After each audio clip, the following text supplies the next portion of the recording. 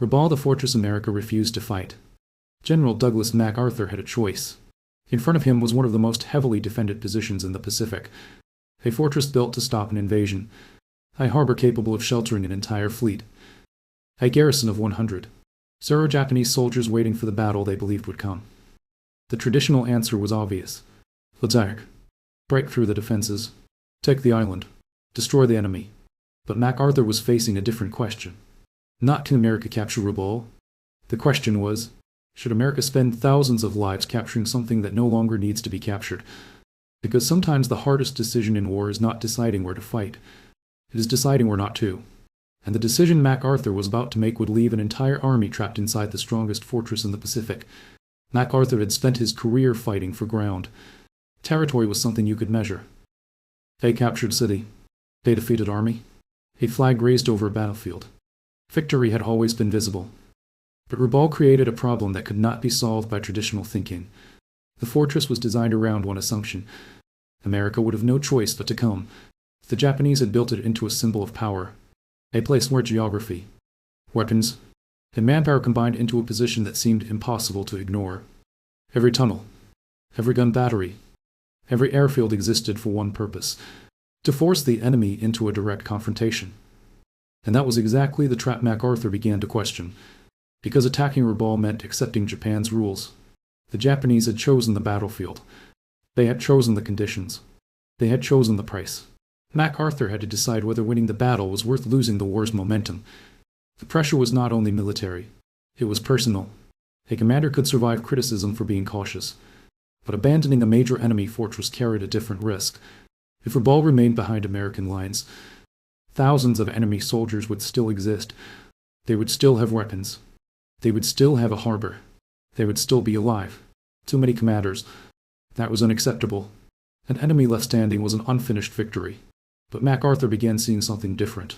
A fortress only mattered if it could influence the war, if its aircraft could attack, if its ships could move, if its soldiers could be supplied. Without those things, the fortress was no longer a sword. It was a weight. The question changed. MacArthur was no longer asking, how do we destroy Rabaul? He was asking, how do we make Rabaul irrelevant? And that question led him to the decision that would change everything. MacArthur decided Rabaul would not be invaded. The moment that decision was made, the nature of the war changed.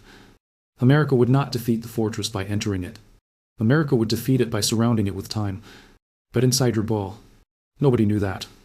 The soldiers waiting behind the defenses still believed the battle was coming. They had spent years preparing for an enemy that would arrive by sea. They had built tunnels deep into volcanic rock. They had positioned artillery along the coast. They had created one of Japan's strongest military positions outside the homeland. Everything they had done was based on one belief. Sooner or later, they would be tested. Instead, something far more difficult happened. Nothing happened. For the Japanese commander inside Rabaul, General Hitoshi Imamura, the reality became impossible to ignore. The fortress was still standing. The guns were still there. The soldiers were still there. But the war around them was changing. American forces were moving elsewhere. The battles that decided the Pacific were happening farther and farther away. Rabaul was not being attacked. It was being left behind, and that created a problem no military manual had prepared for. How does an army fight when nobody is coming to fight it? Imamura faced a decision. He could not break through the blockade. He could not launch a meaningful offensive. He could not bring the war back to Rabaul. The only option left was the one no soldier wanted: survive. Imamura decided the garrison would remain. They would hold their position. They would wait. But waiting required something the Japanese military had never planned for: food. The fortress had been designed to survive bombardment. It had not been designed to survive abandonment. 100,000 men could not live on military pride. They needed calories. They needed supplies. They needed a future. And the future was disappearing. The soldiers who had trained for combat now faced a different enemy. Not bullets. Not aircraft. Not invading armies. Time. The decision made years earlier to build the fortress had created a new problem. How do you keep an army alive when the reason for having an army is gone? The answer was something unimaginable. The garrison stopped functioning like a military force. It became a society. Battalions that once prepared for combat began producing food. Soldiers who had trained with weapons worked in fields. Engineers who had built defensive positions began creating systems for survival. The fortress that had been built to destroy an enemy was transformed into a machine designed only to keep its own people alive. The decision was no longer about victory. Victory was gone. The new mission was endurance. But endurance came with a cost. Every day they survived was another day proving that they were no longer part of the war's future. Outside Rabaul, MacArthur's decision continued working. The fortress did not fall. It did not need to. Its aircraft disappeared. Its supply lines weakened. Its ability to influence the war collapsed. The Japanese still controlled the ground, but they no longer controlled anything important. This was the strange reality of Rabaul. Japan still possessed the fortress. America had already defeated its purpose. The Japanese soldiers inside had weapons but no mission. They had defenses but no battlefield. They had an army but nowhere to fight. As months passed, the psychological burden became heavier. The soldiers could see the truth around them. Aircraft stopped arriving. Ships stopped appearing. The outside world became smaller. Official messages still spoke of importance, of patience, of future operations. But reality was visible every day. The war was moving away, and they were staying exactly where they were. The greatest fear was not dying in battle. It was realizing there would never be a battle. For MacArthur, the decision that saved American lives also created an uncomfortable reality. The enemy had not been destroyed. The enemy had been abandoned.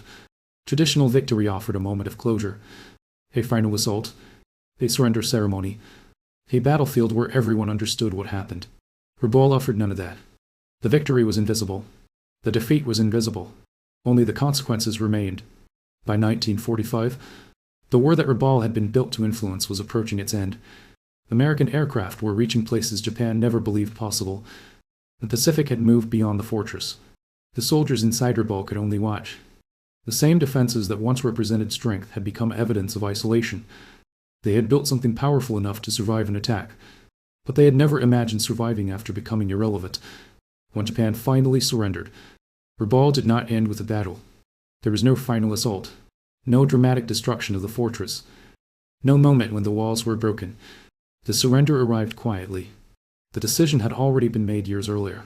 America had chosen not to fight. Japan had chosen to stay. Everything that followed came from those two decisions.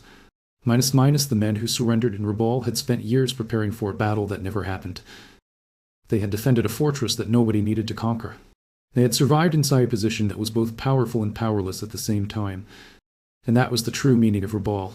It was not a story about a fortress falling. It was a story about a fortress losing its meaning. The world remembers battles because battles are visible. But history is often changed before the first shot is fired. It changes when someone decides where the battle will happen. And in 1943, Douglas MacArthur made the decision that defeated Rabaul before America ever entered its tunnels. The fortress was never taken. It was simply made unnecessary.